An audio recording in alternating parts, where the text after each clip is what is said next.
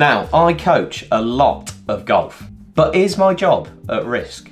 Existential question facing all of us. Concerns are growing about AI. This week we'll turn our attention to employment and what impact AI could have on the world of work. And that means some people could be out of a job. So today I thought I would find out just how good ChatGPT is at coaching. I'm going to be recreating some of the most common faults that I see in people that slice the ball and prompting it to give me a 5-step guide to fixing a slice. So I'm out at High Post Golf Club, where each hole I'm going to implement one of the 5 steps that ChatGPT has given me in order to fix my slice. But first, I must show you my slice technique. In terms of my grip, I am going to make it as weak as possible. My left hand is going to sit underneath that golf club. I will not be able to see 2 knuckles at all. It's going to feel a little bit more in my palms. That right hand is going to sit way over the top of that golf club, right on top of my left hand. All that's doing is preventing me from squaring or closing up that golf club through impact. So it's keeping that face too far open. In terms of my setup, I'm going to be aiming left of the target, as all slicers do, because that ball's going to work left to right and come back to the fairway.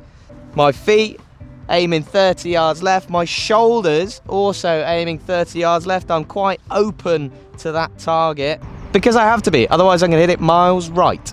For my posture, I am going to be bending my knees too much and keeping my upper half pretty straight. I see this quite a lot. The shoulders work really flat and the club head works over the top, seeing that slice. With all those factors plus an over the top swing out to in, I'm going to play a hole. Aim left, really weak grip, really poor stance. Oh my goodness. Oh my goodness me. Big old slice. It's actually ended up right. It worked though. Aiming left over the top. Oh my goodness me. Good strike. Again, has ended up right at the target. I cannot quite seem to aim far enough left. Get the hang of this. So after implementing my slice swing, let's see what ChatGPT's first step for me is. Right, number 1, strengthen your grip.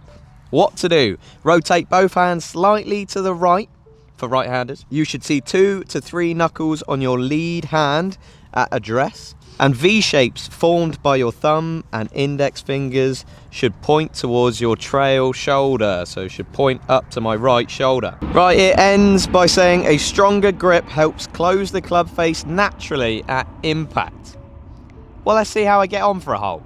So bear in mind, I'm still going to do all the other things that I do to slice the ball. The only thing that I'm going to change is my grip on this hole.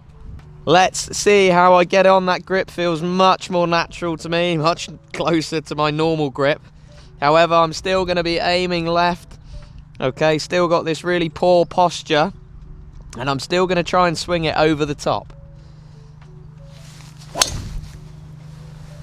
Well, lo and behold, that ball has gone straight left. So almost instantly, just fixing my grip, I'm able to square up that golf club to my path. However, my path's wrong. So the ball's ended up miles left. Right, so my ball has ended up in these trees, deep in these trees. So I'm just going to drop one down. We've got about a 4-iron left into this par 5. I'm still going to do exactly the same. Aim left. Really poor posture, but nice grip now. Okay. Just what ChatGPT's saying. 2 knuckles. Over the top swing. Oh. Absolutely pured that one. Except it's 40 yards left again. So for me, this has highlighted that grip changes are really important for strike. They really help to close up that club head.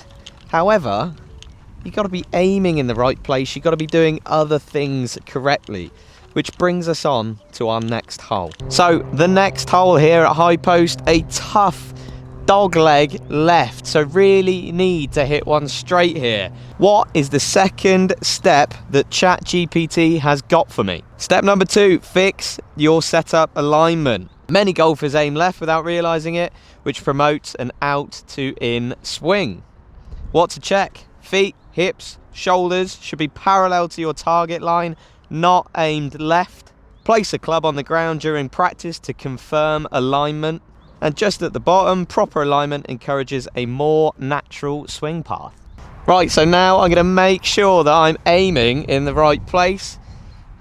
Going to have my feet aiming pretty much down the fairway. Shoulders, really important, similar to my feet. I've got my lovely grip still that ChatGPT has told me to do. Okay, I still have poor posture and I'm still going to swing over the top. Let's see if this is any better. Surprisingly, that ball has gone much straighter towards the target.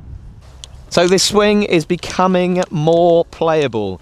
I'm starting the ball still a little bit too far left. It's only cutting back about 20 yards now, where at the start, with my poor grip, my poor posture and my poor alignment, I couldn't square that club head up. It was starting straight and the ball was moving about 40 yards right in the air. So I've left about 103 yards. I've got the sand wedge. Again, our alignment's going to be better. Posture off, grip great, swing over the top. So I shouldn't see as much movement in the air from this ball. So I would expect it to start left and stay there. Wow, and it's done just that. The higher lofted the club, the harder it is to move the ball in the air, even if it's right to left or left to right. So this is why we see it curve more with the driver, but much, much less with a sand wedge. Hence why my club path dictated mostly where that ball went. So we have a lovely short par 3 to test out steps 3 and 4. I'm going to merge them together because step 3 is close the club face at impact. An open face is the biggest slice culprit.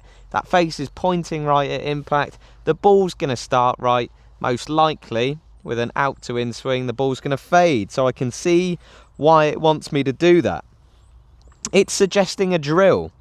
Hit short half swings, focusing on rotating your forearms through impact. Feel like the club face is releasing and pointing at the ground after contact, which all makes sense. You can imagine you're hitting a slight draw, right to left curve instead. Wow, that's really difficult if you are a slicer. Which moves us on to step 4. Swing from the inside.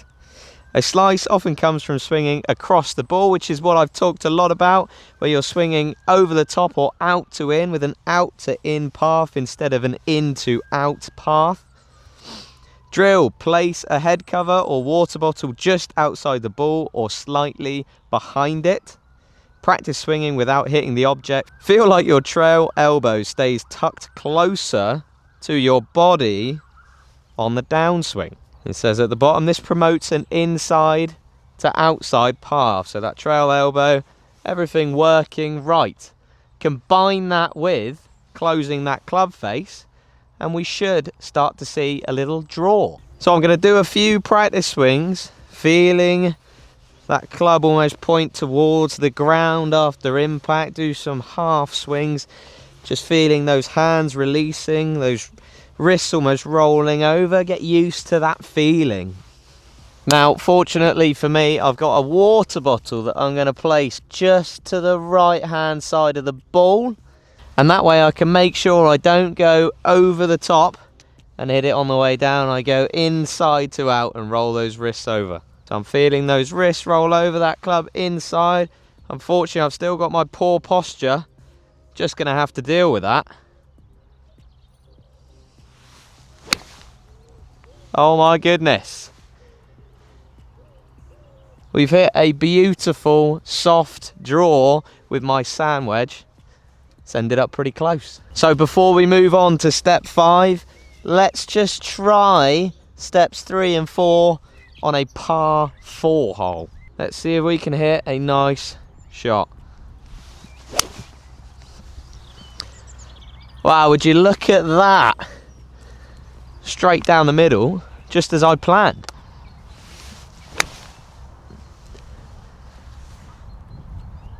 Tell you what, that is feeling much better than it did at the start. I think it's time for step 5, although I've probably already fixed my slice. So that brings us to the final step of our 5-step guide from ChatGPT to fix my slice. The final step is slow down your tempo. Trying to crush the ball often exaggerates slicing mechanics. So what it's saying is if I hit it really hard, I'm still going to take it over the top with an extra bit of speed. It's going to be more over the top than it was before. I'm going to see that ball move even more in the air. So what I've got to try, swing at 75 to 80% effort, focus on smooth rhythm rather than power, count 1, 2 in your backswing and 3 at impact.